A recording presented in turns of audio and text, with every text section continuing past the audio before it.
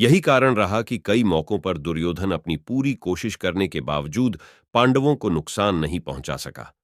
इसी में से एक प्रसंग था महर्षि दुर्वासा और उनके शिष्यों का। महाभारत की कथा के अनुसार यह तब की बात है जब द्युत क्रीड़ा में अपना सब कुछ हारने के बाद पांडव जंगल में रहने आ गए थे।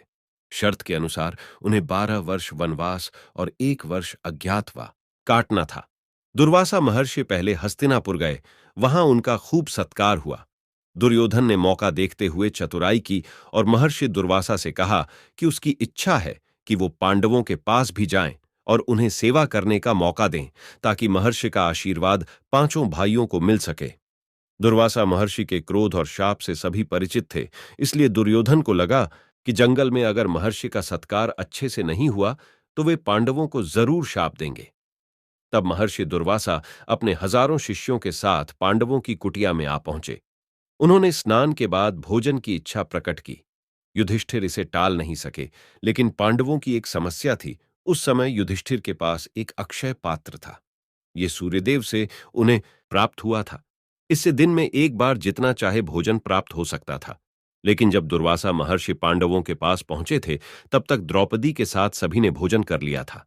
ऐसे में अब सवाल था कि दुर्वासा महर्षि और उनके शिष्यों के लिए इतनी जल्दी भोजन का प्रबंध कैसे किया जाए।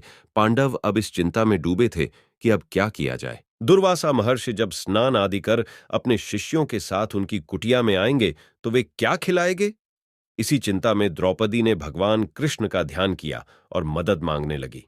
श्री कृष्ण उसी क्षण वहां पहुंच गए और कुटिया में प्रवेश करते ही द्रौपदी से कहा कि उन्हें बहुत भूख लगी है, कुछ खाने को दो। द्रौपदी ने अपना सिर झुका लिया और कहा कि अब तो वे भी भोजन कर चुकी हैं और ऐसे में उस बर्तन में कुछ भी नहीं बचा है। परंतु श्री कृष्ण कहाँ मानने वाले थे। उन्होंने द्रौपदी से वह बर्तन लाने को कहा। द्रौपदी उस पात्र को ले आई। श्री कृष्ण ने बर्तन को अपने हाथ में लिया और हाथ लगाकर देखने लगे।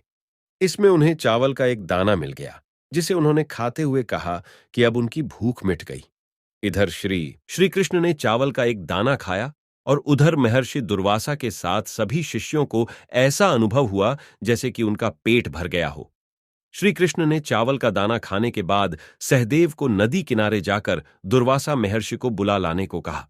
सहदेव जब वहां पहुंचे तो देखा कि नदी किनारे दुर्वासा और उनके सभी शिष्य आराम कर रहे थे। पांडुपुत्र ने उन्हें भोजन के लिए चलने को कहा, लेकिन दुर्वासा के साथ सभी ने यह कहकर मना कर दिया कि उन्हें ऐसा अनुभव हो रहा है कि जैसे कि उनका पेट गले तक भर गया हो। इसके बाद सभी महर्षि के साथ वहां से चले गए। सहदेव ने वापस आकर पूरी बात बताई।